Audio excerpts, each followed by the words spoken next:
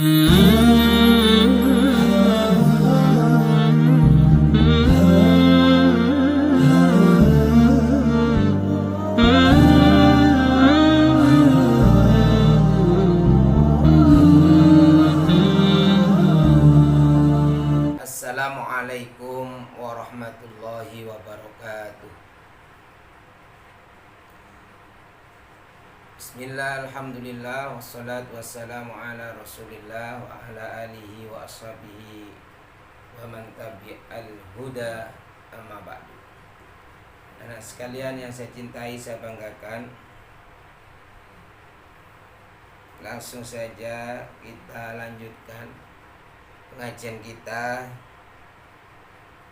Buka halaman 22, bab tentang izzatun nafsi. Kita awali dengan baca surat Al-Fatihah untuk kedua orang tua kita, guru-guru kita. Al-Fatihah dengan niatan mudah-mudahan apa yang menjadi harapan, cita-cita kita semua disampaikan oleh Allah, doa-doa kita diijabah oleh Allah Subhanahu wa taala. Dijauhkan kita, keluarga kita dari berbagai bala dan wabah ini. Al-Fatihah. A'udzubillahi minasyaitonirrajim. Bismillahirrahmanirrahim. Alhamdulillahirabbil alamin, arrahmanirrahim, maliki yaumiddin. Iyyaka na'budu wa iyyaka nasta'in. Ihdinas siratal mustaqim. Suratal ladzina an'amta 'alaihim ghairil maghdubi 'alaihim waladdallin. Amin. Bismillahirrahmanirrahim. Izzatun nafsi.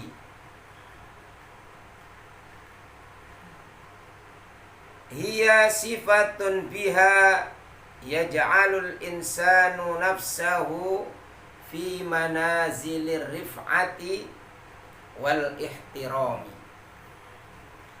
Izzatun nafsi, kemuliaan jiwa, atau juga bisa diartikan jiwa mulia.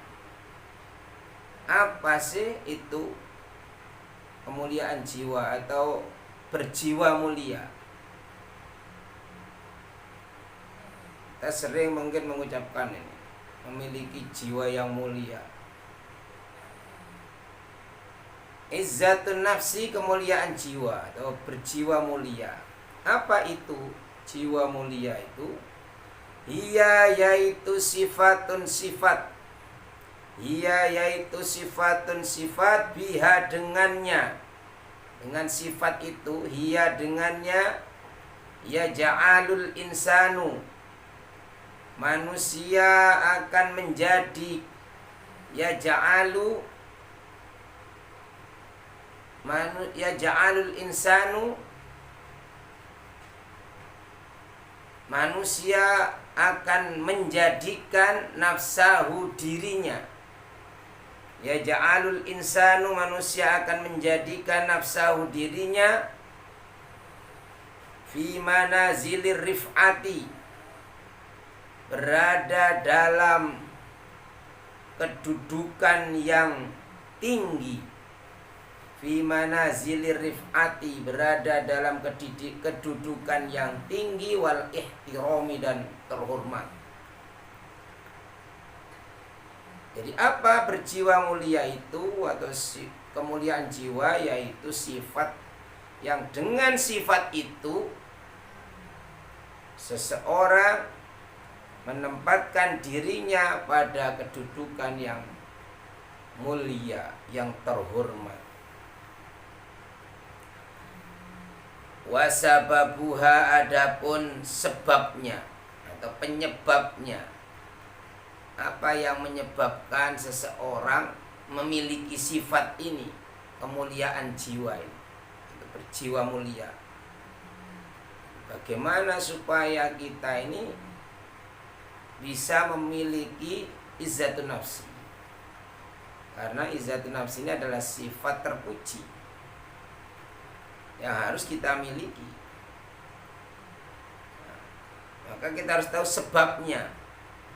Wasababuha, adapun sebabnya izzatun nafsi, yaitu ma'rifatul insani.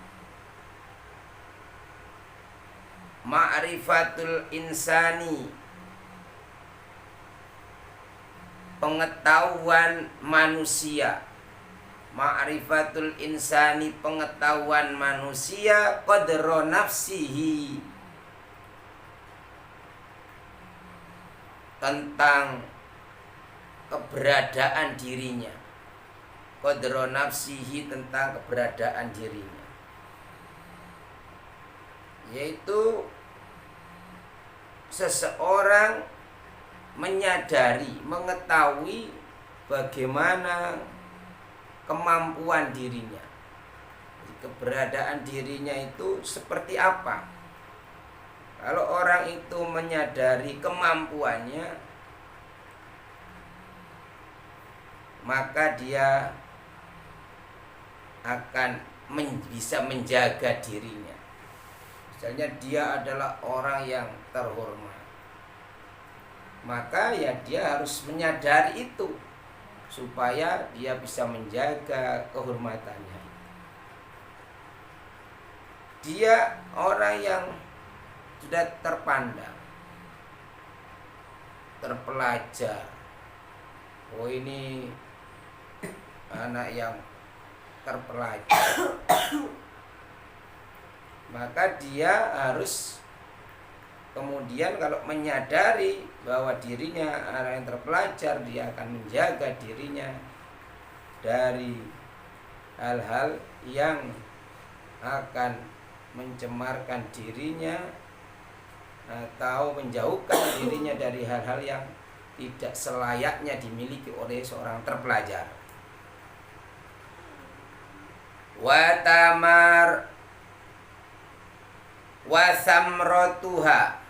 Wasamrotuha, adapun buahnya izzatun nafsi. Wasamrotuha, adapun buahnya izzatun nafsi.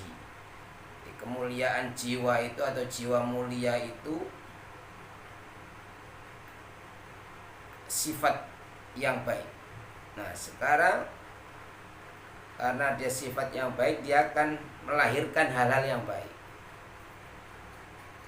Nah, buahnya itu yang dilahirkan, itu yang dimunculkan, yang timbul dari izzatun nafsi, itulah yang disebut dengan buahnya. Wa samratuha, adapun buahnya izzatun nafsi, yaitu at-tajammulu. At-tajammulu, nama baik. At-tajammulu, sifat-sifat baik atau nama baik. Orang yang memiliki, orang yang berjiwa mulia, dia akan memiliki nama baik. Dia dipandang sebagai orang yang baik. Dia memiliki sifat-sifat yang baik. Jadi kenapa orang itu kok memiliki karakter yang baik? Ya karena di dalam dirinya ada sifat tadi, izzatun nafsi, ada kemuliaan jiwa. Pemurah, dermawan, pemaaf, penolong, semua itu adalah buah dari izzatun nafsi, karena di dalam dirinya ada jiwa yang mulia. Wasabru, dan sabar, ala makarihi, atas penderitaan ad-dahri, dalam waktu yang lama. Ala makarihi dahri, atas penderitaan atau kesulitan dalam waktu yang lama. Orang itu kalau jiwanya mulia, walaupun dia mengalami kesulitan, penderitaan yang panjang, dia tetap sabar. Enggak sabar, tidak ada batasnya. Kadang orang sabar kalau sebentar. Maka puasa itu latihan sabar. Sabar walaupun lapar, haus. Tapi kan sampai sore. Setelah itu nanti makan. Waktu maghrib sudah bisa makan. Tetapi ada orang-orang yang mengalami kesulitan, tidak tahu sampai kapan. Diuji sakit, diuji sengsara hidupnya dalam kemiskinan, tidak tahu batas akhirnya sampai kapan. Tetapi dia tetap sabar, diberi ujian berupa sakit, kemudian tidak tahu sampai kapan batas waktunya. Diberi ujian miskin, tidak tahu sampai kapan akan berakhir. Tapi dia kemudian tetap sabar karena di dalam dirinya ada izzatun nafsi. Wa tarki idharil ihtiyaji, wa tarkil idharil ihtiyaji, wa tarki dan meninggalkan idharil ihtiyaji, menampakkan kebutuhan. Jadi tidak menampakkan kekurangannya, kebutuhannya. Dia dalam kesulitan, dia orang yang kelaparan, tetapi tidak menampakkan dengan cara meminta-minta, mengeluh, sambat-sambat, meratap-ratap, tidak menampakkan kekurangannya atau kebutuhannya. Wa ta'dzimin nasi, dan memuliakan atau menghormati manusia.